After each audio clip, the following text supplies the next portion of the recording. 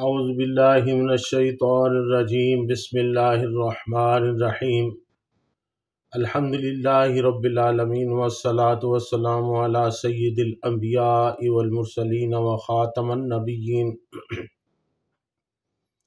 اللہم صلی علی سیدنا و مولانا محمد وعلی آل سیدنا و مولانا محمد وبارک وسلم وصلی علیہ۔ معزز ناظرین، السلام علیکم ورحمۃ اللہ وبرکاتہ۔ جاذب پبلیکیشنز میں خوش آمدید۔ میں محمد سعید جاذب آپ کی خدمت میں حاضر ہوں۔ تعلیم القرآن کا سلسلہ جاری ہے اور میں آپ کی خدمت میں سورۃ النساء کی تفصیلات و تشریحات پیش کر رہا ہوں۔ آج کی نشست میں سورۃ النساء کی آیات نمبر 155 تا 158 پھر سے شامل ہیں۔ ارشاد باری تعالیٰ فَبِمَا نَقْضِهِم مِّيثَاقَهُمْ وَكُفْرِهِم بِآيَاتِ اللَّهِ وَقَتْلِهِمُ الْأَنبِيَاءَ بِغَيْرِ حَقٍّ وَقَوْلِهِمْ قُلُوبُنَا غُلْفٌ بَلْ طَبَعَ اللَّهُ عَلَيْهَا بِكُفْرِهِمْ فَلَا يُؤْمِنُونَ إِلَّا قَلِيلًا وَبِكُفْرِهِمْ وَقَوْلِهِمْ عَلَى مَرْيَمَ بُهْتَانًا عَظِيمًا وَقَوْلِهِمْ إِنَّا قَتَلْنَا الْمَسِيحَ ابْنَ مَرْيَمَ رَسُولَ اللَّهِ وَمَا قَتَلُوهُ وَمَا صَلَبُوهُ وَلَكِنْ شُبِّهَ لَهُمْ وَإِنَّ الَّذِينَ اخْتَلَفُوا فِيهِ لَفِي شَكٍّ مِّنْهُ مَا لَهُمْ بِهِ مِنْ عِلْمٍ إِلَّا اتِّبَاعَ الظَّنِّ وَمَا قَتَلُوهُ يَقِينًا بَلْ رَفَعَهُ اللَّهُ إِلَيْهِ وَكَانَ اللَّهُ عَزِيزًا حَكِيمًا۔ ناظرین، یہ آیات گزشتہ نشست میں بھی آپ کی خدمت میں نے پیش کی تھیں اور اس کا ترجمہ اور تشریحات اور تفصیلات میں نے آپ کی خدمت میں پیش کی تھیں۔ ان میں سے کچھ تفصیلات باقی رہ گئی تھیں۔ شروع میں اللہ تعالیٰ نے ان آیات میں یہ فرمایا ہے کہ بنی اسرائیل نے کس طرح اللہ کے ساتھ وعدے کر کے پھر ان سے سرکشی اختیار کی۔ اللہ تعالیٰ سے وہ عہد و پیمان کرتے اور پھر اس سے منہ موڑ لیتے، اس عہد اور وعدے کو توڑ دیتے۔ ان کا یہ ارتکاب ایک قسم کی ہٹ درمی تھی اور اللہ تعالیٰ نے یہاں پر یہی ذکر فرمایا ہے کہ وہ جب ہم سے کیے ہوئے عہد کو توڑ دیتے تھے اور بعض اوقات وہ ایسا بھی کرتے کہ انبیاء کو مار ڈالتے، تو جب ان سے یہ بات کہی جاتی تو وہ کہتے ہیں کہ جی ہمارے دلوں پر تو غلاف چڑھا ہوا ہے، ہم پر کسی قسم کی کوئی بات اثر نہیں کرتی۔ اس سے مراد یہ تھی کہ وہ اپنے آپ کو اپنے علم میں پختہ سمجھتے تھے، وہ سمجھتے تھے کہ ہمیں کسی مزید علم کی گنجائش نہیں ہے۔ یہ ان کی ہٹ درمی تھی۔ پھر ان آیات میں حضرت مریم علیہ السلام اور حضرت عیسیٰ ابن مریم علیہ السلام کا ذکر ہے۔ اللہ تعالیٰ نے فرمایا کہ کس طرح انہی بنی اسرائیل نے حضرت مریم علیہ السلام پر ایک عظیم قسم کا بہت بڑا بہتان لگایا حضرت عیسیٰ علیہ السلام کی پیدائش کے سلسلہ میں۔ حضرت عیسیٰ علیہ السلام کی پیدائش اللہ کی طرف سے ایک معجزہ تھی، لیکن ان یہود نے یعنی بنی اسرائیل نے اسے طعنہ زنی کر کے ان پر حضرت مریم علیہ السلام پر بہت زیادہ کیچڑ اچھالا۔ لیکن جب اللہ تعالیٰ نے فرمایا کہ جب حضرت مریم علیہ السلام سے انہوں نے پوچھا کہ یہ بچہ کہاں سے آیا، تو انہوں نے فَأَشَارَتْ إِلَيْهِ اس بچے کی طرف اشارہ کر دیا۔ تو ان کے سوالوں کے جواب براہ راست حضرت عیسیٰ علیہ السلام نے اس وقت دیے جب کہ وہ بالکل بچے تھے اور بول چال بھی نہیں سکتے تھے۔ تب اللہ کے حکم سے انہوں نے ان کی باتوں کا جواب دیا۔ چنانچہ وہ لوگ کچھ عرصہ تک چپ ہو کر بیٹھ گئے، لیکن جو ہی حضرت عیسیٰ علیہ السلام نے دعوی نبوت کیا، یعنی لگ بھگ 30 سال کی عمر میں، تو بنی اسرائیل کو پھر سے موقع ملا اور انہوں نے حضرت عیسیٰ علیہ السلام پر براہ راست کیچڑ اچھالنا شروع کر دیا، ان کے خلاف سازش کی اور ان کے قتل کے درپے ہوئے۔ لیکن اللہ تعالیٰ نے ان کی چالوں کو الٹا کر دیا اور حضرت عیسیٰ علیہ السلام کو مصلوب ہونے سے بچا لیا۔ اپنی طرف سے انہوں نے حضرت عیسیٰ علیہ السلام کو مصلوب کر دیا۔ وہ سمجھتے تھے کہ ہم نے ان کو سزا دے دی، ان کو صلیب پر لٹکا دیا ہے، لیکن اللہ کا یہ فیصلہ ہے۔ اللہ تعالیٰ نے فرمایا ہے کہ وہ یہ کہتے ہیں کہ ہم نے قتل کر دیا ہے عیسیٰ ابن مریم کو، لیکن وہ ایسا نہیں کر پائے۔ وَمَا قَتَلُوهُ وَمَا صَلَبُوهُ، حالانکہ انہوں نے قتل نہیں کیا اور نہ ہی وہ اسے سولی پر چڑھا سکے۔ ناظرین، عجیب بات ہے کہ حضرت مسیح علیہ السلام کے دشمن یہود بھی دعویٰ کرتے ہیں کہ ہم نے انہیں قتل کر دیا اور سولی پر چڑھا دیا، اور آپ علیہ السلام کے ماننے والے اور پرستار عیسائی بھی یہی یقین رکھتے ہیں کہ یہود نے حضرت مسیح علیہ السلام کو سولی پر چڑھا دیا۔ گویا بیٹا سولی پر لٹکتے ہوئے ایلی ایلی، یعنی تم نے مجھے کیوں چھوڑ دیا، تم نے مجھے کیوں چھوڑ دیا کہہ کر فریاد کرتا رہا، اور باپ نے اس کی کچھ مدد نہ کی۔ ناظرین، باپ سے مراد رب کریم کی ذات اقدس ہے، جو بقول عیسائیوں کے وہ حضرت عیسیٰ علیہ السلام کو بیٹا اور حضرت رب کریم کو باپ کہتے ہیں۔ جب دشمن اور دوست سب اس بات پر متفق ہو چکے تو قرآن نے آ کر حضرت مسیح علیہ السلام کی عظمت و جلالت شان سے پردہ اٹھایا اور صاف الفاظ میں اعلان کیا کہ یہودی اپنی سازش میں کامیاب نہ ہو سکے۔ ناظرین، جس اللہ کے رسول کو اپنے اللہ کا پیغام سنانے کے باعث انہوں نے قتل کرنے کی سر توڑ کوشش کی، اللہ رب العزت نے ان کی اس سازش کو، ناپاک سازش کو ناکام بنا دیا اور اپنے رسول کا بال بھی بیکا نہیں ہونے دیا۔ دونوں چیزوں کی نفی کر دی، یعنی یہودی نہ آپ علیہ السلام کو قتل کر سکے اور نہ سولی چڑھا کر تذلیل کر سکے۔ ناظرین، جیسے کہ مختلف انجیلوں میں مذکور ہے، قادیانیوں کی لاہوری پارٹی کے امیر مولوی محمد علی نے اپنے انگریزی ترجمہ قرآن میں ایک جگہ توضیحی نوٹ لکھا ہے۔ ان میں اس بات کی بڑی زحمت اٹھائی گئی ہے کہ آیات قرآن کو انجیلوں میں بیان کردہ حقائق پر منطبق کریں۔ چنانچہ وہ ان تمام تفصیلات کو جو انجیلوں میں موجود ہیں بڑی فراخ دلی سے تسلیم کرتے چلے جاتے ہیں کہ حضرت مسیح علیہ السلام کو سولی دیا گیا تھا۔ چنانچہ وہ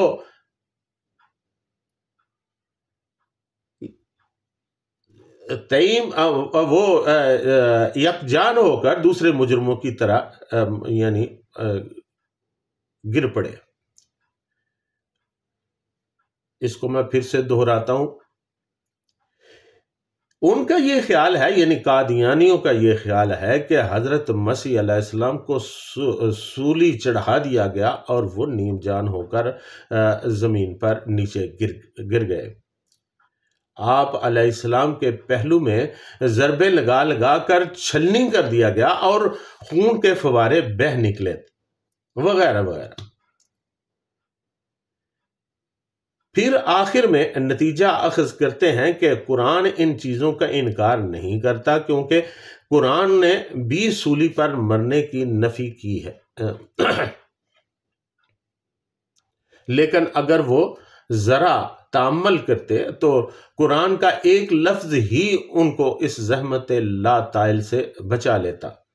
وہاں دونوں چیزوں کی نفی کی گئی ہے، مرنے کی بھی اور سولی پر چڑھائے جانے کی بھی، کیونکہ صلبہ کا معنی ہے الصلب ہوا تعلیق الانسان للقتل، کسی انسان کو لٹکا دینا تاکہ وہ مر جائے، یعنی مر جانا صلبہ کے موضوع کے معنی موضوع لہو من میں داخل ہے،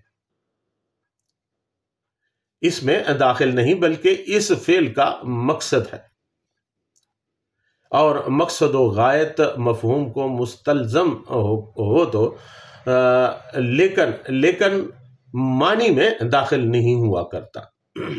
یہ گرامر کا اصول ہے، اور اگر یہ تسلیم کر لیا جائے تو پھر یہ بھی ماننا پڑے گا کہ یہود اپنے مقصد میں کامیاب ہو گئے۔ آپ علیہ السلام کو پکڑا بھی گیا، آپ علیہ السلام کے منہ پر تھوکا بھی گیا، کانٹوں کا تاج بھی پہنایا گیا، اور پھر سولی پر بھی چڑھا دیا گیا، گویا اپنی طرف سے انہوں نے اس منحوس منصوبہ کو عملی جامہ پہنا دیا۔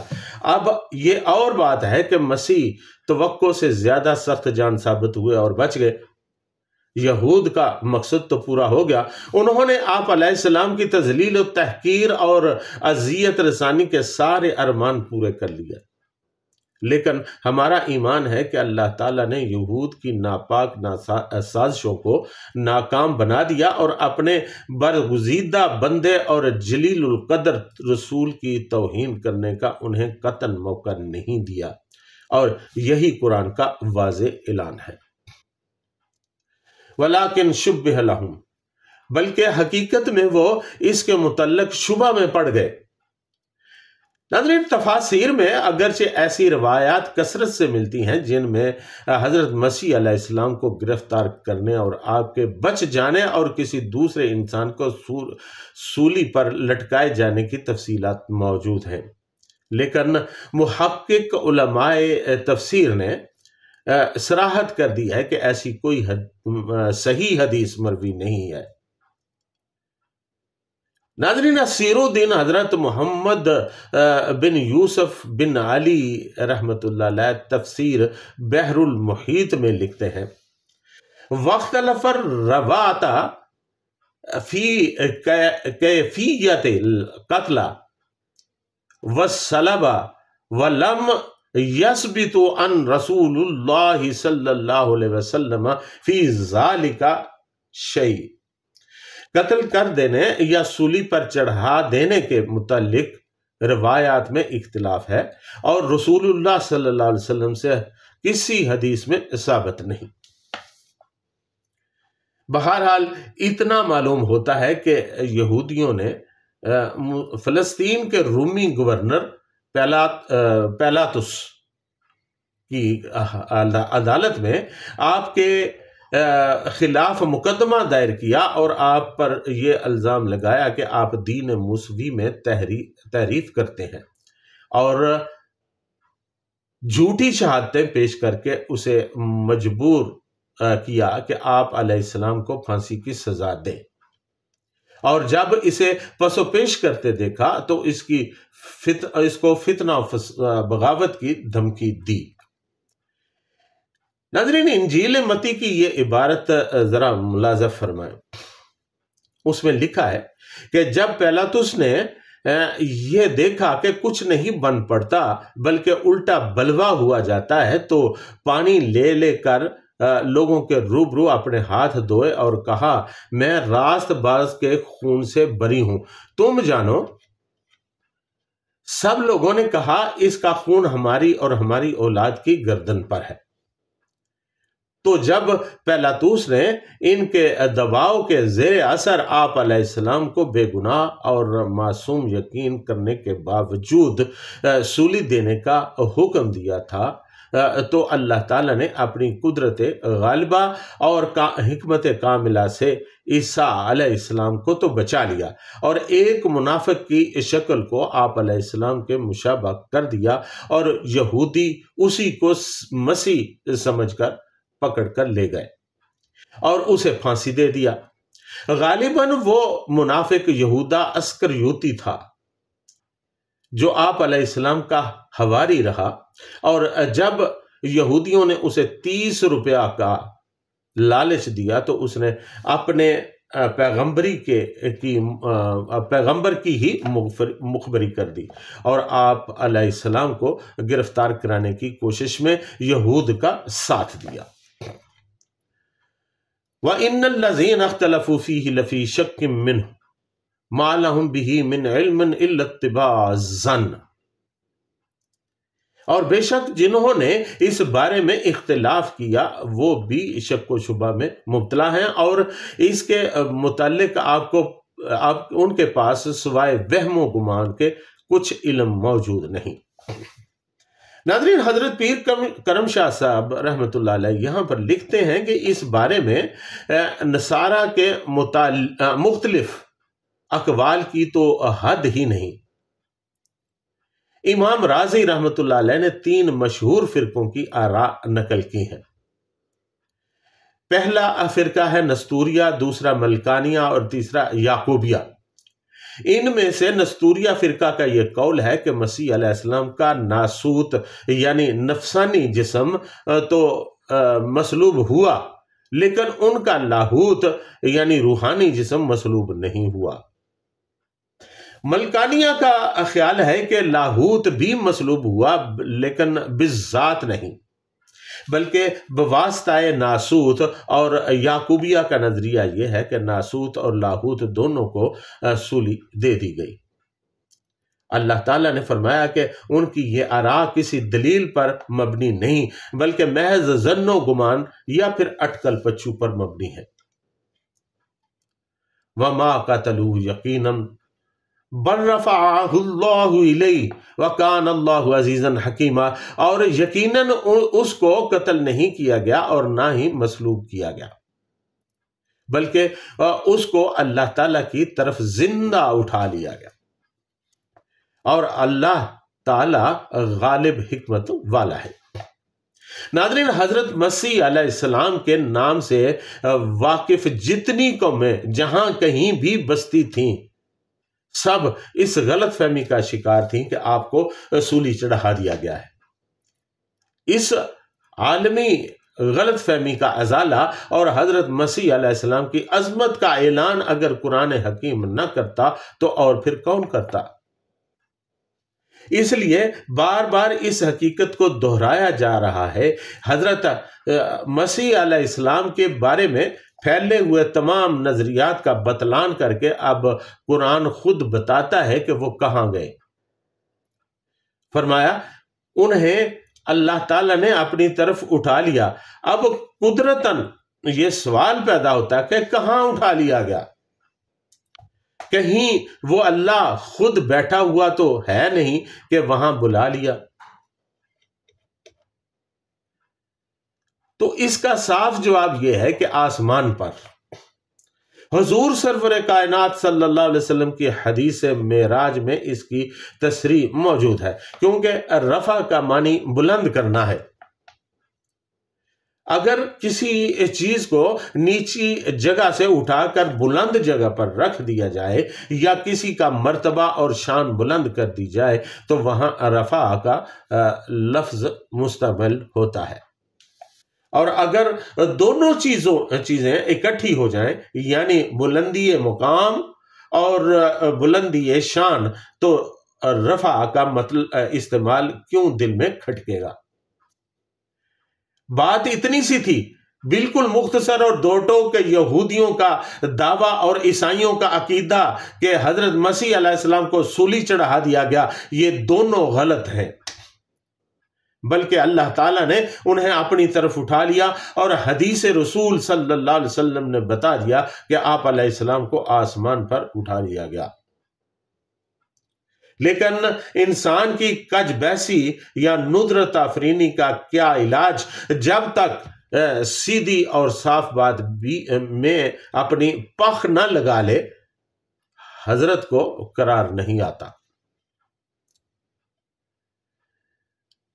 ناظرین، جناب مرزا صاحب قادیانی تشریف لائے اور اپنے نبی اور مسیح ہونے کا دعویٰ کر دیا اور اپنی نبوت کے ثبوت کے لیے وفات کو بطور اساس یعنی بنیاد قرار دیا، حالانکہ ختم نبوت کے مسئلہ کو حیات مسیح کے ساتھ دور کا بھی واسطہ نہیں۔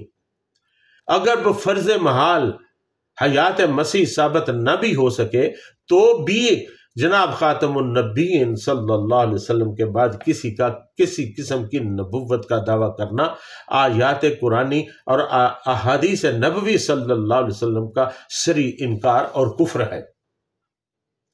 مزید برآں مرزا صاحب کا مسیح موعود ہونے کا دعویٰ اور استدلال بھی کچھ کم دلچسپ نہیں ہے۔ آپ مسیح کیوں ہیں؟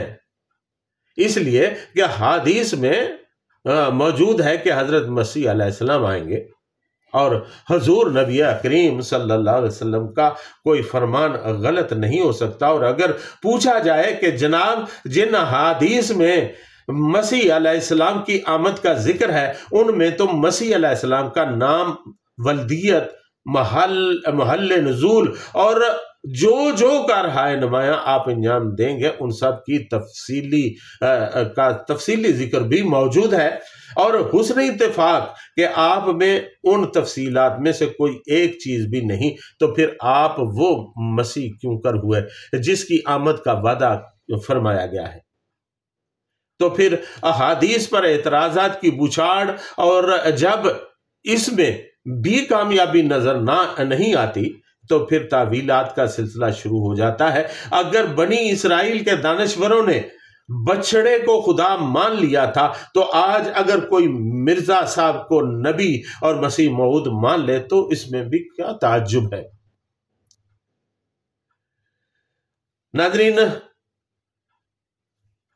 آپ نے سنا اللہ تعالی نے کس طرح حضرت عیسیٰ علیہ السلام ابن مریم علیہ السلام کو کی بریت کا اعلان کیا ہے، کس طرح یہ بیان فرمایا ہے کہ ان کو یہود و نصارہ چاہنے کے باوجود، یہود جو ہیں بنی اسرائیل چاہنے کے باوجود بھی ان کو قتل یا مصلوب نہیں کر سکے۔